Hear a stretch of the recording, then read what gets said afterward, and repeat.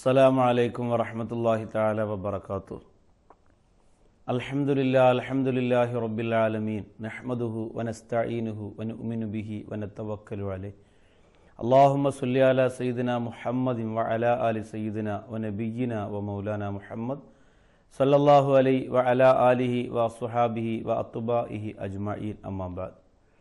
ജയ്ഹിന്ദ് ടിവിയിലെ മാന്യ പ്രേക്ഷകർക്ക് അല്ലാഹുവിൻ്റെ വിശുദ്ധ ഖുർആനിലൂടെ അവൻ്റെ പൊരുത്തത്തിലേക്ക് എത്താൻ പറ്റുന്ന അൽ ജവാബ് എന്ന മനോഹരമായ പ്രഗതി ആയുർവേദ ഹോസ്പിറ്റൽ സമ്മാനിക്കുന്ന പ്രോഗ്രാമിൻ്റെ മറ്റൊരു എപ്പിസോഡിലേക്ക് സ്വാഗതം. കാരുണ്യവാനായ റബ്ബ് ഖുർആനിൻ്റെ പ്രകാശം നമ്മുടെ കൽബിലും നമ്മുടെ ഖബറിലും തന്ന് അനുഗ്രഹിക്കുമാറാകട്ടെ.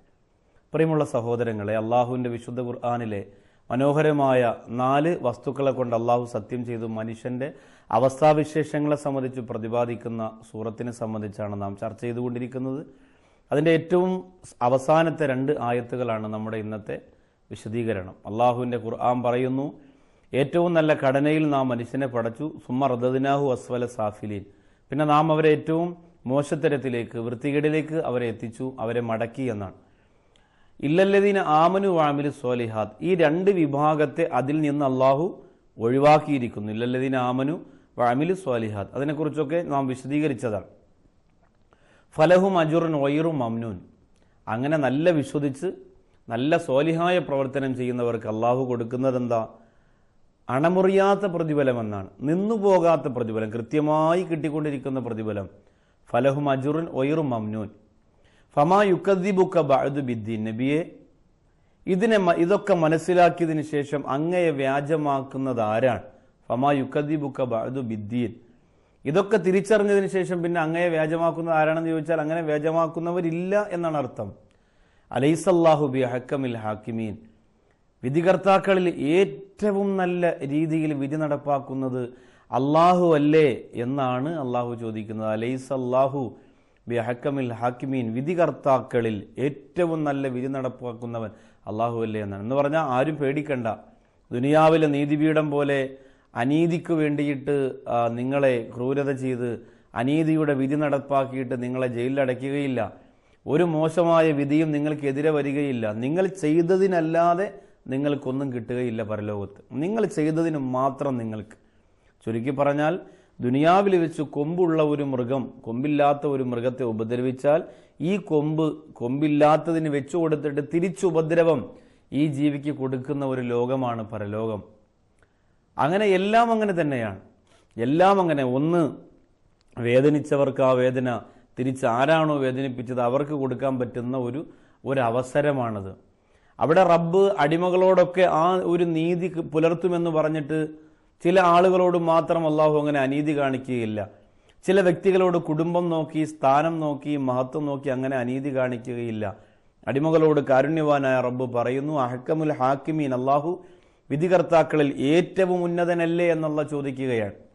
അപ്പോൾ ഇതിങ്ങനെ ചോദിക്കുമ്പോൾ ചില മഹാന്മാർ, അബൂ ഹുറൈറ റളിയല്ലാഹു അൻഹു റിപ്പോർട്ട് ചെയ്യുന്ന ഹദീസിൽ കാണാം, നബിതങ്ങൾ പറഞ്ഞു, ഈ സൂറത്ത് ഓതി തീരുന്നത് നിങ്ങൾ കേട്ടാൽ, ഒരാൾ ഈ സൂറത്ത് ഓതി നിസ്കാരത്തിലാകട്ടെ, ഇമാം ഈ സൂറത്ത് ഓതി അലൈസല്ലാഹു ബിഅഹ്കമിൽ ഹാക്കിമീൻ, അള്ളാഹു വിധികർത്താക്കളിൽ ഏറ്റവും ഉന്നതനല്ലേ എന്ന് പറയുന്ന ഭാഗം എത്തിക്കഴിഞ്ഞാൽ മഅ്മൂമിങ്ങൾ, ഇത് കേൾക്കുന്നവർ പറയണം എന്ന് പറഞ്ഞിട്ട് ഒരു ദുആ നബി സല്ലല്ലാഹു അലൈഹി വസല്ലമ തങ്ങൾ പറഞ്ഞതായി അബൂ ഹുറൈറ റളിയല്ലാഹു തആല അൻഹു പറയുന്നുണ്ട്. ബലാ വ അന അലാ ദാലിക മിന ഷാഹിദീൻ എന്നാണ്.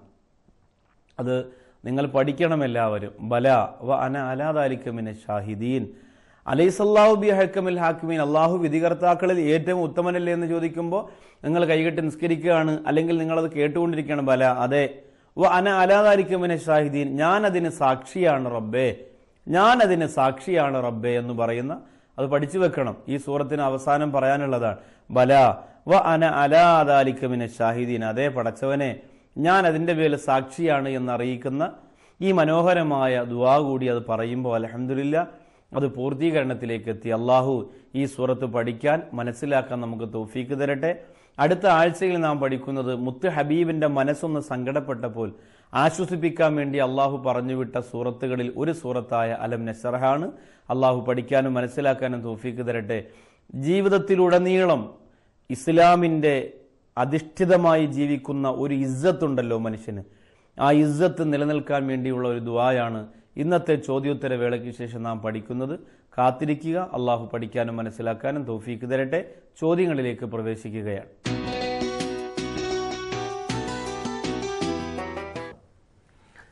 ആദ്യത്തെ ചോദ്യം ചോദിച്ചിരിക്കുന്നത് ഹൈറുന്നിസ പാലക്കാട് നിന്നുമാണ്. കിബില കൗബ ആയതുകൊണ്ട് റൗള ഷരീഫിലേക്ക് മുഖം തിരിച്ച് നിസ്കരിച്ചാൽ മതിയാകുമോ? ചിലർ വലതുഭാഗം ചെരിഞ്ഞു നിന്ന് നിസ്കരിക്കുന്നത് കാണാം. മക്കയും മദീന മദീനയുമാണ്. രണ്ടിനും രണ്ടിൻ്റെതായ ശ്രേഷ്ഠതകളുണ്ട്. രണ്ടിനും രണ്ടിൻ്റെതായ അദബുകളും മര്യാദകളും ഒക്കെയുണ്ട് എന്ന് പറഞ്ഞ് 5 നേരം ഒരു മനുഷ്യൻ നിസ്കരിക്കാൻ വേണ്ടി തിരിഞ്ഞു നിൽക്കുന്ന കഅബ ഒരിക്കലും അത് മദീനയാവുകയില്ല. അള്ളാഹുവിൻ്റെ തീരുമാനമാണ്. കഅബയിലേക്ക് തന്നെ നമ്മൾ തിരിഞ്ഞു നമസ്കരിക്കണം. മദീനയോട് മഹബത്ത് ഉണ്ടെന്ന് പറഞ്ഞുകൊണ്ട് മദീനയുടെ ഭാഗത്തേക്ക് തിരിഞ്ഞ് നിസ്കരിക്കാൻ പറ്റില്ല. അത് മക്കയിലേക്ക് തന്നെ തിരിഞ്ഞ് നമസ്കരിക്കും. വലത്തേക്ക് ചില സ്ഥലത്ത് മുസല്ല ഇടുമ്പോൾ വലത്തേക്ക് തിരിഞ്ഞിരിക്കുന്നത് കഅബയുടെ യഥാർത്ഥ രീതി, യഥാർത്ഥ കിബിലയുടെ ഭാഗം അങ്ങോട്ടായതുകൊണ്ടാണ് വലത്തേക്ക് ഇടുക. അല്ലാതെ മദീനയിലേക്കല്ല അവിടെ മുസല്ല ഇടുന്നത്. മദീനയിലേക്ക് തിരിഞ്ഞൊന്നും ഒരിക്കലും നിസ്കരിക്കാൻ പാടില്ല. നിസ്കാരം ശരിയാവുകയില്ല. കിബിലയ്ക്ക് നേരിടുക എന്നത് നിസ്കാരത്തിൻ്റെ ഷർത്തുകളിൽപ്പെട്ടതാണ്, നിബന്ധനകളിൽപ്പെട്ടതാണ്. അപ്പോൾ നമ്മൾ എന്ത് ചെയ്യുക? കഅബാലയത്തിലേക്ക് തന്നെ തിരിയുക. ചില സ്ഥലത്ത് കഅബയുടെ ഭാഗത്തേക്ക് തിരിയുമ്പോൾ പടിഞ്ഞാറ് അല്പം വലത്തോട്ടൊന്ന് തെറ്റി നിൽക്കേണ്ടി വരും. അതുകൊണ്ടാണ് വലത്തേട്ട് തിരിഞ്ഞ് മുസല്ല ഇടുന്നത്. ഫാത്തിമ താനൂർ നിന്നും വളരെ വ്യത്യസ്തമായ ഒരു ചോദ്യം ചോദിച്ചിരിക്കുകയാണ്. വലതുഭാഗത്ത് പള്ളിയും ഇടതുഭാഗത്ത് കുടുംബക്ഷേത്രവുമുള്ള ഒരു സ്ഥലം വീട് വയ്ക്കാൻ ഉദ്ദേശിച്ച് ഞങ്ങൾ വാങ്ങി. ഇതിൽ വീട് പണി തുടങ്ങാൻ ഉദ്ദേശിക്കുമ്പോഴൊക്കെ ഓരോ തടസ്സങ്ങൾ കാണുന്നു. ഇതിൽ വല്ല ദോഷവുമുണ്ടോ എന്നറിയാൻ 2 റക്അത്ത് ഇസ്തിഹാറത്ത് നിസ്കരിച്ച് പ്രാർത്ഥിച്ച് കിടന്നപ്പോഴൊക്കെ ദുസ്വപ്നമാണ് ഞങ്ങൾ കണ്ടത്. ഈ സ്ഥലം വിൽക്കാനും പറ്റില്ല. ഞങ്ങൾ ഇനി എന്തു ചെയ്യണം? ഉസ്താദ് ഒരു പരിഹാരം പറഞ്ഞു തരുമെന്ന് പ്രതീക്ഷിക്കുന്നു. ആ സ്ഥലം വിൽക്കാൻ പറ്റില്ല എന്ന് നിങ്ങൾ അങ്ങനെ ഉറപ്പിച്ച് തീരുമാനിക്കാൻ കഴിയില്ലല്ലോ. കാരണം അങ്ങനെയാണെങ്കിൽ പിന്നെ അവിടെ വീട് വെച്ച് കിടക്കേണ്ടി വരും. ചില സ്ഥലങ്ങൾ, ചില പ്രദേശങ്ങളൊക്കെ താമസിക്കാൻ തീരെ പറ്റില്ലാത്ത കുറേ സ്ഥലങ്ങളൊക്കെ ഉണ്ട്.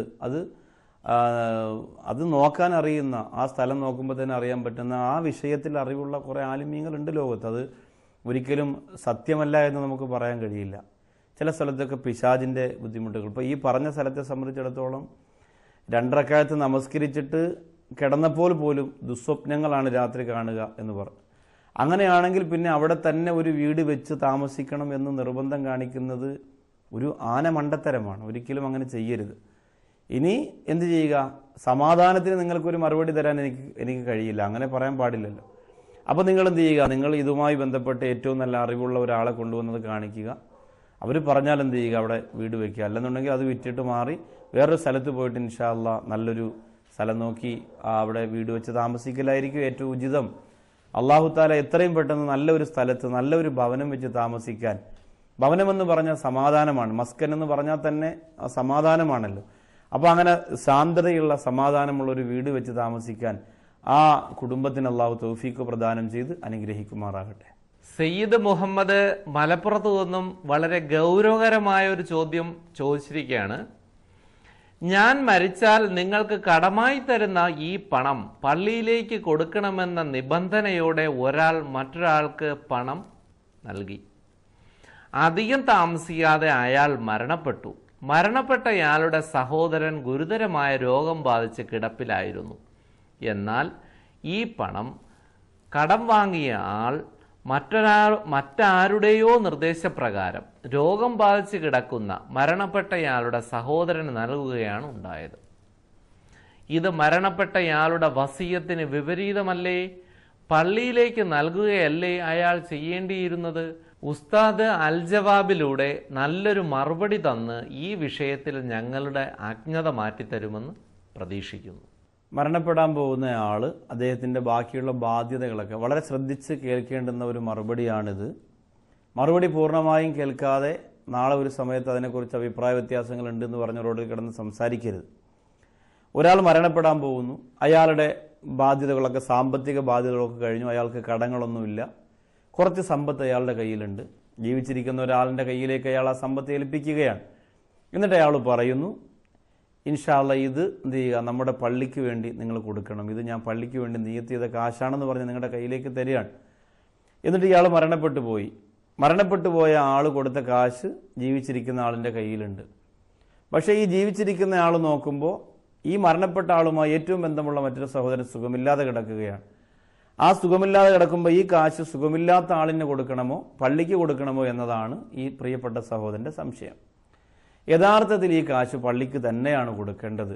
സുഖമില്ലാത്ത ആളിന് കാശ് കൊടുക്കേണ്ടത് വേറെ കാശാണ്. ഇല്ലെങ്കിൽ അവിടെ കൂടിയവരിൽ നിന്ന് സാമ്പത്തികം പിരിച്ചെടുത്ത് കൊടുക്കണം. അല്ലാതെ ഒരാൾ മരിക്കാൻ പോകുമ്പോൾ 50,000 വേണ്ടി ഇതെൻ്റെ പള്ളിക്ക് വേണ്ടി കൊടുക്കണം, ഞാൻ നിയ്യത്ത് ചെയ്തതാണെന്ന് പറഞ്ഞ് തന്നാൽ അത് പള്ളിക്ക് വേണ്ടിയുള്ള കാശാണ്. ഏത് പള്ളി എന്നുള്ളത് വ്യത്യാസമാണ്. ഏത് പള്ളിയിൽ നമുക്ക് ഏത് പള്ളിയിൽ വേണം കൊടുക്കാം, ഏത് പള്ളി എന്നുള്ളത് നമുക്ക് ചർച്ചയല്ല. ഈ പള്ളിക്ക് തന്നെ കൊടുക്കണമെന്നൊന്നുമില്ല. ഇത് പള്ളിക്ക് വേണ്ടിയുള്ള കാശാണെങ്കിൽ ആ പള്ളിക്ക് കൊടുക്കാം. മറിച്ച് അതിനെ മറ്റു കാര്യങ്ങൾക്ക് വേണ്ടി ചെലവഴിക്കുമ്പോഴാണ് അവിടെ വിഷമം വരിക. അപ്പം അത് വസിയത്താണ്, വളരെ ശ്രദ്ധിക്കേണ്ട കാര്യമാണ്. അള്ളാഹു മരണപ്പെടുന്ന സമയത്ത് നല്ല കാര്യങ്ങൾ വസിയത്ത് ചെയ്യാനും അത് നടപ്പിലാക്കുന്ന മക്കളെ കണ്ട് സന്തോഷിക്കാനും അള്ളാഹു നമുക്ക് തൗഫീഖ് പ്രദാനം ചെയ്യുമാറാകട്ടെ. ട്രെയിനിൽ നിന്ന് നിസ്കരിക്കുമ്പോൾ കിബിലയ്ക്ക് മുന്നിടാൻ നിർബന്ധമുണ്ടോ? ട്രെയിനിന്റെ അനക്കം കൊണ്ട് നിസ്കാരം ബാത്തിലാകുമോ? ഒരു സഹോദരി കാസർഗോഡ് നിന്നുമാണിത് ചോദിച്ചത്. സുന്നത്ത് നിസ്കാരമാണെങ്കിൽ യാത്രയിൽ കിബിലയ്ക്ക് നേരിടൽ നിർബന്ധമില്ല. പക്ഷേ ഫർദ് നിസ്കാരത്തിൽ കിബിലയ്ക്ക് നേരിടൽ നമസ്കാരത്തിൻ്റെ ഷർത്തിൽപ്പെട്ടതാണ്. കിബിലയ്ക്ക് നേരിട്ടേ പറ്റൂ. അപ്പോൾ ട്രെയിനിൽ യാത്ര ചെയ്യുമ്പോൾ ലുഹറിൻ്റെ സമയമാണ്, അസറിൻ്റെ സമയമാണെങ്കിൽ ട്രെയിൻ പടിഞ്ഞാറ് ഭാഗത്തേക്ക് ഇങ്ങനെ പൊയ്ക്കൊണ്ടിരിക്കുകയാണ്, കിബിലയിൽ നേരെ പൊയ്ക്കൊണ്ടിരിക്കുകയാണ് എന്ന് നമുക്ക് ഉറപ്പുണ്ടെങ്കിൽ ഒതു എടുത്തിട്ട് നമുക്ക് എന്ത് ചെയ്യാം, ഇരുന്ന് തന്നെ വേണമെങ്കിൽ നമ്മുടെ സീറ്റിൽ ഇരുന്നു കൊണ്ട് നമുക്ക് നമസ്കരിക്കാം. അങ്ങനെ നമസ്കരിച്ചിട്ട് എന്ത് ചെയ്യാം, ആ നമസ്കാരത്തിൽ നമ്മൾ വാഹനം അനങ്ങുന്നു കുലുങ്ങുന്നു ഒക്കെ ചെയ്യുന്നു, പക്ഷെ നമ്മുടെ ശരീരവും ചെറുതായി കുലുങ്ങുന്നു എന്നതല്ലാതെ നിസ്കാരം ബാത്തിലാവുന്ന രീതിയിൽ നമ്മുടെ ശരീരം മൂന്നിലധികം പ്രാവശ്യം കുലുങ്ങുന്നില്ല എങ്കിൽ നിസ്കാരം ബാത്തിലാവൂല. അൽഹംദുലില്ലാഹ് നമ്മുടെ നിസ്കാരം സ്വീകരിക്കപ്പെടുന്നതാണ്. അപ്പോൾ ഫർദ് നിസ്കാരത്തിൽ കിബിലയ്ക്ക് നേടുന്ന നിർബന്ധമായതുകൊണ്ട് അത് നിങ്ങൾ ശ്രദ്ധിക്കണം. അള്ളാഹു നമസ്കാരം എവിടെയാണെങ്കിലും അതിൽ കൃത്യത പുലർത്താൻ അള്ളാഹു നമുക്ക് തൗഫീക്ക് തരട്ടെ. സുന്നത്തും ഫർളുമായ നോമ്പ് നോക്കാൻ നിയ്യത്ത് വെക്കണം. 12 മണിയുടെ മുൻപ് നിയ്യത്ത് വെച്ചാൽ നാളത്തെ നോമ്പ് എന്ന് നിയ്യത്ത് ചെയ്യും. 12 മണി കഴിഞ്ഞ് നിയ്യത്ത് വെച്ചാൽ നാളത്തെ നോമ്പ് എന്ന് പറയാൻ പറ്റില്ലല്ലോ. ഇതിനെക്കുറിച്ചൊന്ന് ചോദിച്ചു. നിയ്യത്ത് വെക്കുമ്പോൾ സാധാരണ രാത്രിയിലാണ് നിയ്യത്ത് വെക്കുക. അപ്പോൾ നവൈത്തു സൗമഗദിൻ, നാളത്തെ നോമ്പ് പിടിച്ചു വിടുവാൻ ഞാൻ അള്ളാഹുവിലേക്ക് നിയ്യത്ത് ചെയ്യുന്നു എന്നാണല്ലോ അതിന് പറയാം, ഞാൻ കരുതിയെന്നാണ്. അപ്പോൾ നാളത്തെ നോമ്പ് എന്നുകൊണ്ട് ഉദ്ദേശിക്കുന്നത് നമ്മളെപ്പോഴും സുബഹി മുതൽ മഗ്‌രിബ് വരെയാണ് നാളെ എന്ന് പറയാം. 12 മണി കഴിഞ്ഞാൽ പിന്നെ നാളെ എന്ന് പറയുന്നത് നമ്മുടെ സമയത്തിൻ്റെ കണക്കാണ്. ഇസ്ലാമിൽ ഒരു പകലാണ് നമ്മുടെ നാളെ. ഇന്നിപ്പോൾ രാത്രിയായി, നാം 5 മണിയായി നിയ്യത്ത് വെക്കുന്നു, 5:30 സുബഹി ബാങ്ക്, നവൈത്തു സൗമഗദ്, നാളത്തെ സുന്നത്ത് നോമ്പ് എന്ന് തന്നെയാണ്. കാരണം എന്താണ്, പ്രഭാതം മുതൽ പ്രദോഷം വരെയാണ് നമ്മുടെ നോമ്പിൻ്റെ അവധി. അപ്പോൾ അതുകൊണ്ടാണ് അങ്ങനെ. അതിന് പ്രത്യേകിച്ച് ഇന്നത്തെ നോമ്പെന്ന് കരുതേണ്ടതില്ല.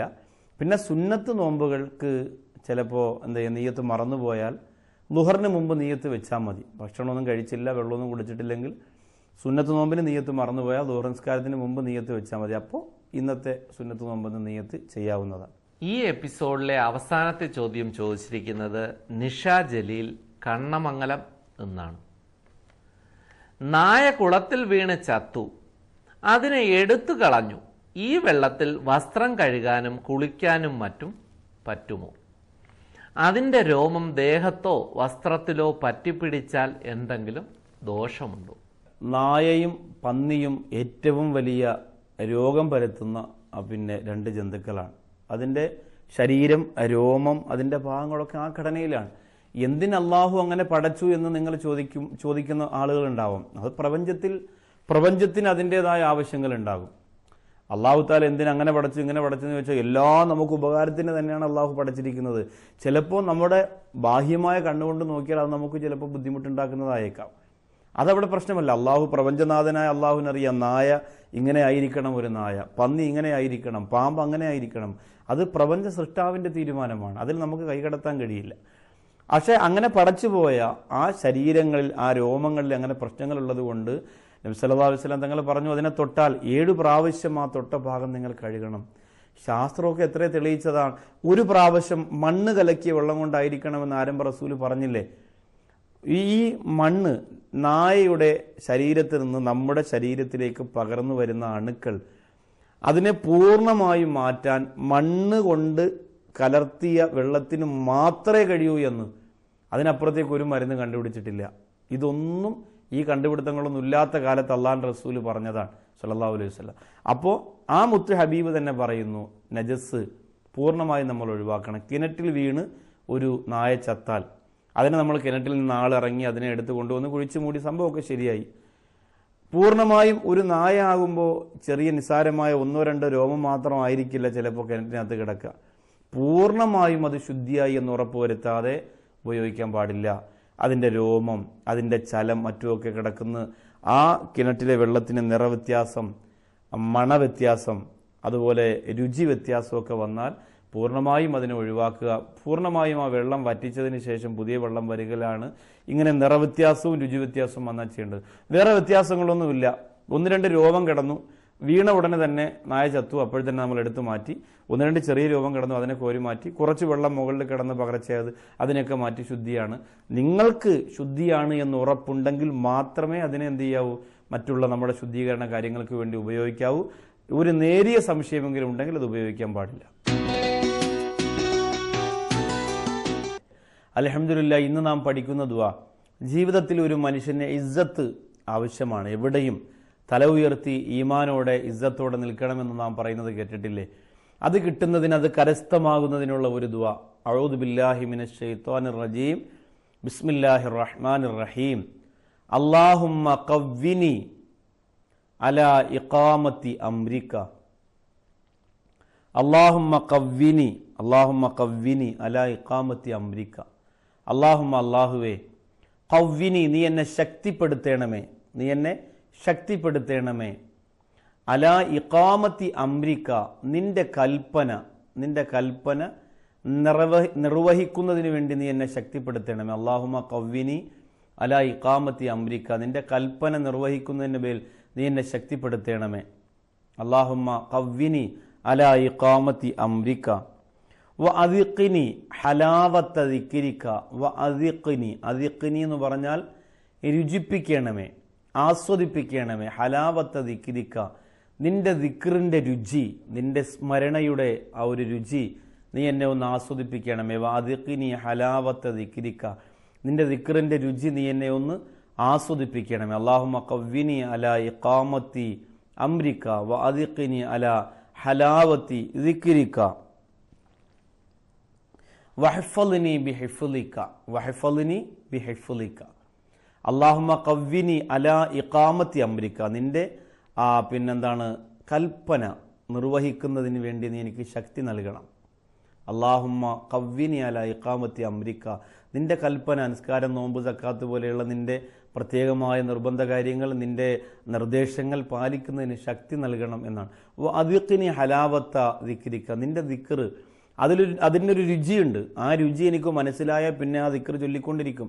അപ്പോൾ അദിഖ്നി ഹലാവത്ത ദിക്രിക, നിന്റെ ദിക്റിന്റെ രുചിയും നീ എനിക്ക് നൽകണമേ. വഹ്ഫളിനി ബിഹിഫ്ളിക, നിന്റെ കാവൽ കൊണ്ട് എന്നെ നീ കാക്കുകയും ചെയ്യണമേ എന്ന ദുആയാണ്. അല്ലാഹു തആല പഠിക്കാൻ, മനസ്സിലാക്കാൻ തൗഫീക്ക് തരുമാറാകട്ടെ എന്ന് ആത്മാർത്ഥമായി ദുആ ചെയ്യുന്നതോടൊപ്പം ഇൻഷാ അല്ലാഹ് അടുത്ത ആഴ്ചയിൽ നാം പഠിക്കുന്ന ദുആ, ഒരാൾ മരണപ്പെട്ട് കഴിഞ്ഞാൽ ആ മയ്യത്തിന് വേണ്ടി നിങ്ങൾ ചെല്ലാൻ പറ്റുന്നതിൽ വെച്ച് ഏറ്റവും നല്ല ദുആ. ഒരാൾ നമ്മുടെ കുടുംബത്തിൽ ഉപ്പയോ ഉമ്മയോ കുടുംബക്കാരോ ആരെങ്കിലും മരണപ്പെട്ടാൽ ആ മയ്യത്തിന് വേണ്ടി നിങ്ങൾക്ക് ചെയ്യാൻ പറ്റുന്ന ഏറ്റവും വലിയ ഒരു ദുആ, ഏറ്റവും നല്ല ഒരു ദുആ, ആ ദുആയായിരിക്കും ഇൻഷാ അല്ലാഹ് അടുത്ത ആഴ്ചയിൽ പഠിക്കുന്നത്. അല്ലാഹു തആല പഠിക്കാനും മനസ്സിലാക്കാനും തൗഫീക്ക് തരട്ടെ. ഈ പഠനാർഹമായ പ്രോഗ്രാം കൃത്യമായി നമ്മുടെ മുന്നിലേക്ക് എത്തിക്കുന്നത് അൽഹംദുലില്ലാഹ് പ്രകൃതി ആയുർവേദ ഹോസ്പിറ്റലാണ്. ആ പേരിനെ അന്വർത്ഥമാക്കുന്ന ചികിത്സാ രീതി കൊണ്ട് ഇതിനകം തന്നെ ജനങ്ങളുടെ മനസ്സ് പിടിച്ചു പറ്റിയ ആ സ്ഥാപനങ്ങളിൽ അള്ളാഹു ഷിഫായിൻ്റെ പേമാരി പെയ്യിപ്പിച്ചു കൊടുക്കട്ടെ. കൊല്ലം ജില്ലയുടെ കരുനാഗപ്പള്ളി തഴവയിൽ, അതുപോലെ മലപ്പുറം ജില്ലയുടെ എടപ്പാള്, പിന്നെ പത്തനാപുരത്തും അവരുടെ ഹോസ്പിറ്റലുകളുണ്ട്. അവിടെ വരുന്ന രോഗികൾക്ക് അള്ളാഹു ഷിഫാവ് പ്രദാനം ചെയ്യുമാറാകട്ടെ എന്ന ആത്മാർത്ഥതയോടെ ദ്വാരക്കുന്നു. നിങ്ങളുടെ അഭിപ്രായങ്ങൾ, വിലയേറിയ നിർദ്ദേശങ്ങൾ, ചോദ്യങ്ങൾ അയക്കേണ്ടുന്ന വിലാസം അൽ ജവാബ് AM Naushad Baqavi, Darul Ishq, Thennoor കുണം, Mudapuram BO, Chirayinkeezhu, Thiruvananthapuram എന്ന വിലാസത്തിൽ ഇൻഷാ അല്ലാഹ് അയക്കുക. ഈ വിനീതനും കൂടെയുള്ളവർക്കും വേണ്ടി നിങ്ങൾ ദുആ ചെയ്യുക. നിങ്ങളെയും അള്ളാഹു അനുഗ്രഹിക്കട്ടെ. അടുത്ത വെള്ളിയാഴ്ച ഇതേ സമയം ഇതേ പ്രോഗ്രാമുമായി നമുക്ക് വീണ്ടും കണ്ടുമുട്ടാം. അതുവരേക്കും അസ്സലാമു അലൈക്കും വറഹ്മത്തുള്ളാഹി തആല വബറകാതുഹു. പാരിലെ ജീവത